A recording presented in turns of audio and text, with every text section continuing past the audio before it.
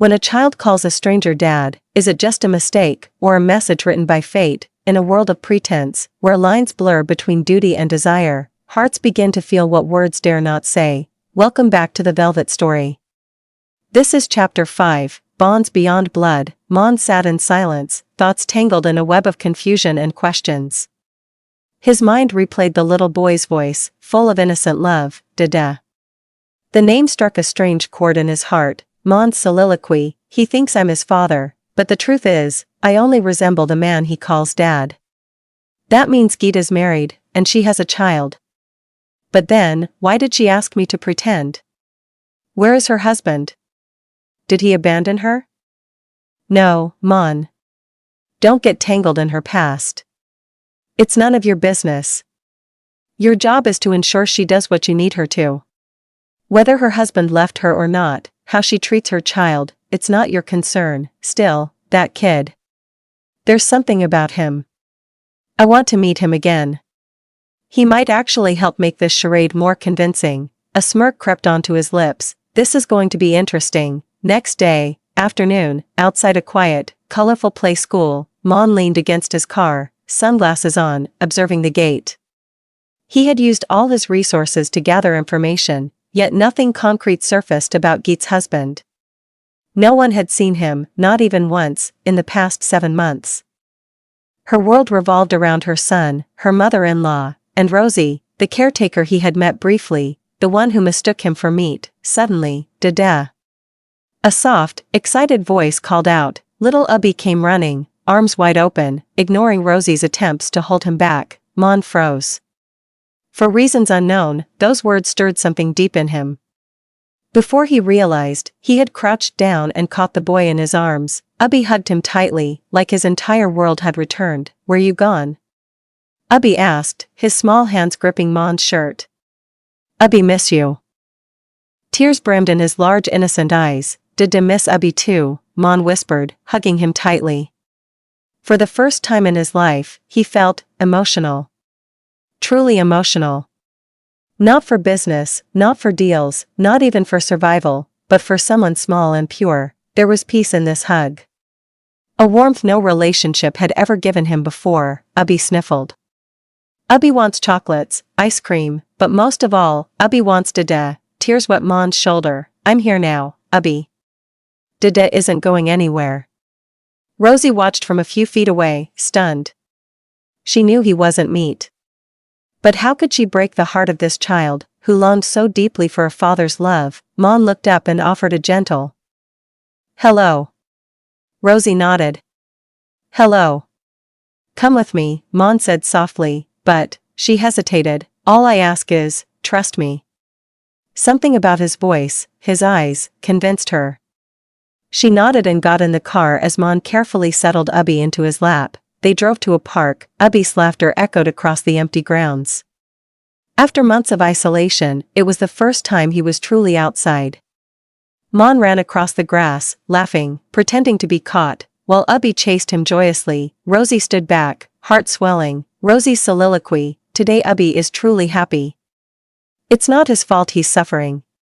It's the lies, the betrayal of people who should have protected him. I know this man isn't meat, but I don't sense anything dangerous in him.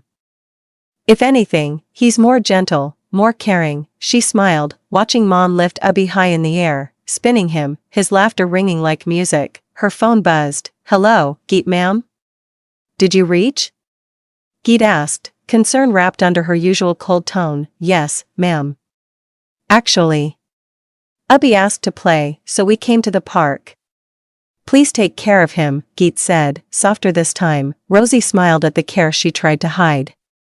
Yes, ma'am. Call me when you're home. Of course. She ended the call with a knowing smile. Maan had been watching her from afar and guessed the caller. He turned back to Abhi, whose tiny arms had found their way around his neck again. Horsey. Horsey. Abhi cried, Horsey at your service. Maan grinned, galloping on all fours with Abhi giggling on his back. Flashback, I'm sorry, Mr. Rathore, we couldn't save your wife, the doctor said grimly. Meat pushed past them, rushing to her side. Ally, no, please, don't go. Ally, barely breathing, whispered, "We're paying the price for hurting an innocent soul." "No, Ally, don't say that. It's me, I made the mistake. You tried to stop me. Promise me, meet, love Geet." "I know. The woman who pretended for your mother's sake will love my child. Promise me, he'll get a mother's love." Tears streamed down Meet's face. "Ally, please, don't close your eyes, please." But she did. Flashback ends, evening fell, and it was time to return. "Sir, it's late." "Geet ma'am is asking about Abhi," Rosie reminded. Maan nodded. "All right." Abhi, now dozing peacefully in Maan's arms, held on to his shirt. Maan carried him into Geet's home for the first time. His eyes scanned the house, until they landed on a photograph of Meet. The resemblance was uncanny, yet subtle differences confirmed it wasn't him. Rosie quietly guided him to Abhi's room. Maan tucked the child in and kissed his forehead gently. Rosie called Geet. "Ma'am, we've reached home." Next day, Geet had forgotten Maan's warning, lost in the whirlwind of meetings and responsibilities. She juggled it all: her son, her home, her mother-in-law, and a growing business. "Mrs. Rathore, the client wants the final design the day after tomorrow." "But I can't come today, family function," her assistant said. Her mind jolted. Maan's engagement warning. She quickly called. "Mr. Khurana, I'll do it." "Don't worry. Mrs. Rathore, I hope I see you at the engagement." "I'll try, as you know, no pressure." "Just try." "Of course." She hung up and returned to work. Later that evening, Rathore Mansion, as usual, Geet checked on Abhi, bathed, and began prepping dinner. She didn't keep extra servants. Rosie managed Abhi. Rocky drove. A guard ensured safety. She stood at the kitchen counter, beating sugar and coffee powder. Her soft pink and white night suit clung gently to her damp skin. Her long wet hair fell over her shoulders. Despite her exhaustion, she looked effortlessly beautiful. She was just about to pour hot milk when she heard a familiar husky voice. "I didn't know you were not just hot, but S2. John, can I get a cup of coffee too?" She froze, her breath caught, her hand tightened on the spoon. Why is he here?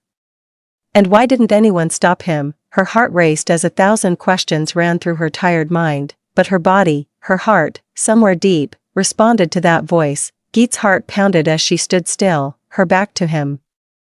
The soft steam from the coffee rose between them like a veil, fragile, temporary, much like the silence that stretched in the air. She could hear his slow, deliberate footsteps behind her. 1, 2, 3. He was close now. Too close. Her breath hitched when she felt his presence just behind her, the warmth of his breath grazing her damp hair. Maan leaned in, his voice like silk brushing her neck. "Why are your hands shaking, John?" She gripped the spoon tighter, not trusting her voice to answer. "I came for coffee," he said, stepping closer until his chest nearly touched her back. "But it seems I'm going to get intoxicated by something far more addictive." Geet finally turned, slowly, cautiously, her eyes meeting his. His gaze was intense, unwavering. Not just desire, not just challenge, there was something else. Something deeper. Something unspoken. "You shouldn't be here," she said softly, barely audible. He smirked. "You invited me the moment you let me touch your world." Her throat tightened. "I didn't mean to, but you did." She looked away, flustered. He gently reached out and took the coffee from her trembling hands, their fingers brushing. "Sparks," he sipped slowly, his eyes still on hers. "Sweet," he said with a smirk, licking a drop from his lip, "but not as much as you." Her cheeks flushed, but before she could react, a faint cry interrupted them. "Dada." Abhi's voice. Geet turned instantly, maternal instincts kicking in.